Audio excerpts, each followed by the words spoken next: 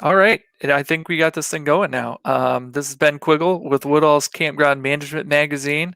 And of course, we got David Course from the Glamping Show USA and your new magazine, the Glamping Americas, right? Or did I get that right? Glamping Business Americas. You Okay. were this close. I know I was this close. I'm horrible with any names, human names, magazine names, anything. As always, it's always great to talk with David because you have so much information, especially on the glamping side of things. And then just the work that you've done with the Glamping Show USA, it's amazing how far it's come since 2019, I guess. Now, there had been like some smaller shows before 2019, right? And then Yeah, you kind of took off with this one. it started in 2018 with sort of a test of concept. It was just at a hotel in Denver, no expo, just 2 days of conference content. Yeah. Hoping to get 50 or 60 people to come, and wound up with 120. That was the first sign that, okay, people really do want to talk about this specifically within the outdoor tourism industry. So the first larger event with the expo was 2019. We thought we were going to have amazing growth for 2020, and then COVID happened. So as you know, we pivoted like everybody else to a virtual event, which happily went way better than we expected. And Yeah. now we're 3 weeks away, and we're actually going to be in Colorado again.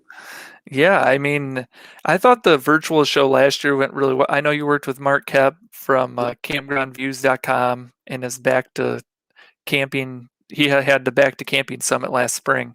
Well, spring 2020. I Yep. can't say last spring, but that show went well too. And I know you guys pulled off a really good virtual conference. I don't know about the rest of the people in the audience, but I kind of get tired of virtual after a little while. So it'll be great to be back in person and actually see people.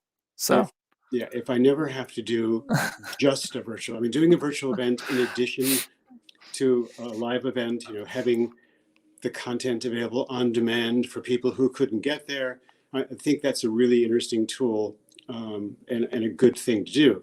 But if we never have to do just a virtual event the way we did last year, again, that'll be just fine with us. yeah, I think there's like room for like a hybrid. I think Campgrounds of America Incorporated is going to be doing that for their conference.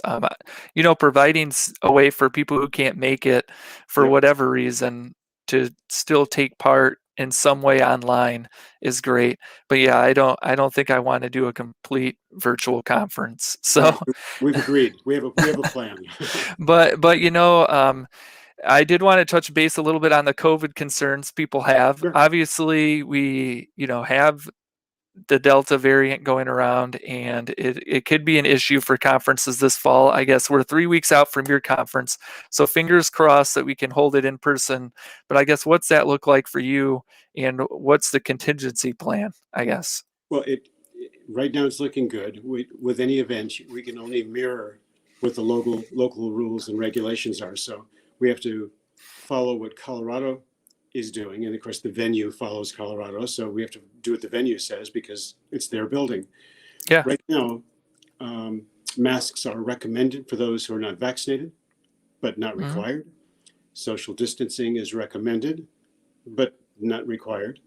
So we'll give everybody the opportunity to spread out as much as possible.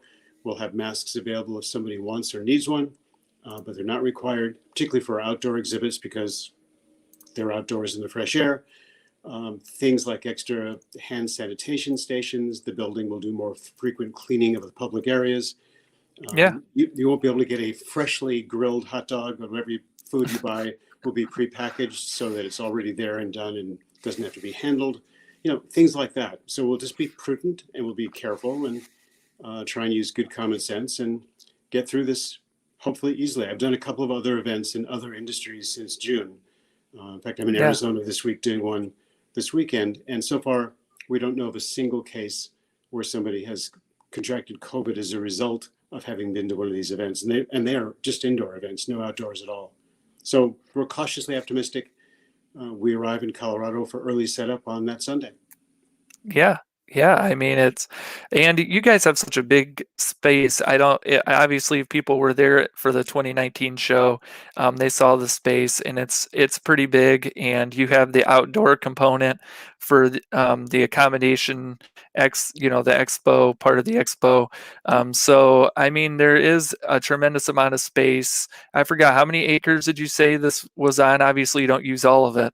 Well, the outdoor space, we have as many as up to 4 acres of manicured lawn where all the outdoor exhibitors are. Um, we're not using all of it, but we're using way more than we did in 2019. And then the indoor space, if you remember, in 2019, about a 25% of the indoor hall was used for conference workshop area, Yeah. and we just couldn't accommodate that anymore. We had too many requests for exhibition space. So the indoor hall is just exhibit space and kind of a refreshment, concession, networking area. And the conference has been moved to another part of the building. So um, it'll be bigger in every way. Registration is way ahead of 2019. Um, the expo component's already more than twice as large as what we had in 2019. It's so far so good. Yeah, and so I guess, yeah, just talk a little bit about the educational components. I know Sure. you're also doing a workshop like the day before on October 4th, right? Yeah, we are. You probably remember our demographics are pretty interesting. We have a large percentage of the people who come to the event who are just have just entered or about to enter the sector. Yeah, Um, and the sessions on Tuesday and Wednesday are pretty detailed and they're pretty comprehensive. And it occurred to us that there are some people who could use kind of an overview to just be better prepared for the detail in the 8 sessions. So came up with the idea of doing this pre-show workshop. It's called Glamping Business Basics. And over a period of 3 hours, there's like 10 or 12 speakers. It's being sponsored by the American Glamping Association, and Ruben and his team have been finding the best speakers to do this. So for 3.5 hours on Monday, people can come and participate and get the overview of the business, best yeah, practices, things to think about, and then come and do the more detailed stuff on Tuesday or Wednesday. The surprising thing to us, happy surprise, is that 80% of the people who have registered to come to the conference are also coming to the workshop on Monday. So these are people spending an extra night in a hotel and doing more, just more of investment of time away from their business to be with us for an extra day, which is pretty affirming and kind of nice. yeah. And what I like about your conference too, once you get into the actual conference from the October 5th through the 6th, is that you schedule the sessions out to where there's time in between. So there's time to go to the restroom, time to go walk the expo hall a little bit, and it's a big facility, but it's not too big to where you can't go walk around the expo a little bit and still make it to your class. And so you allow for that, which was kind of a neat experience in 2019. I know it's a little different than what some other conferences have done in the past. So Yeah, um, I think it comes back in the days when I used to be an exhibitor and go to these kinds of events, and I'd be sitting in my booth waiting, and all the conference delegates were gone all day, 10 minutes between sessions, and we just never saw anybody till the end of the day. It yeah. was kind of frustrating. So we have a full hour between each session. So go get a cup of coffee, go to the restroom, chat with friends, do some networking, talk to the exhibitors. So with 4 sessions a day, there are 3 full hours between those 4 sessions, whether you're getting lunch or whether you're going to walk the expo floor. So it's better Yeah. return on investment for exhibitors. It's less, a little more of a breather. If you're a conference delegate from taking notes or listening hard for an hour, you get a chance to kind of chill for an hour. It just seemed like a more logical mix of opportunity for your time. So it worked out great in 19, and we're doing it again this year. Yeah, and then you have a variety. I mean, people can. Here, we'll put the conference page up here. The agenda. I mean, there's just a wide variety of classes, and of course, I'll be moderating one of them on Wednesday, October 6th, about technology to move your business forward. With that, should be a good panel, and just the types of speakers that you have. They're pretty well known names in the industry, and the information should be really, really great for the people who attend. Well, We certainly hope so. We got really good reviews from 2019. We did surveys and said, what did you like and what did you not like as much, and how can we improve? And we employed all of those things, and talked to people in the industry what the issues have been, what people are keeping, staying awake Yeah. at night thinking about. So hopefully we'll get the same kind of positive response this time as we did in 2019. Yeah, I mean, here I can put up there's the link that people can head to. It should be in the comments section for where we're broadcasting. But I mean, I think in 2019, I just loved being able to kind of meet some of the glamping people that before, you'd run into some of them at other industry conferences, but it was great just seeing a concentration of them and being able to see some people that I had heard their names but never had been able to run into. And the glamping crowd is a little bit different than maybe the RV park and campground crowd, but it's interesting to see how it all is blending together now. Yeah, So, it's fun for us. Again, what a fun event to go to. So for us, even putting it together is fun, and the diversity of structures that people will be able to look at outside and inside as well. It's going to keep people busy, going from one opportunity to another to see what's possible. and you said you had like 50 structures planned for Yeah, outside, right? yeah. That's Um, that's a lot of structures. and we'd have a couple more if it wasn't for natural disasters, and things that getting in the way. Yeah. If everybody who wanted to be here could have been here, we would have had another 10 or 12, 15 structures than what we have already. But I don't think anybody is going to get bored walking around and saying, oh, just where's the selection? This would be kind of kids in a candy store, I hope.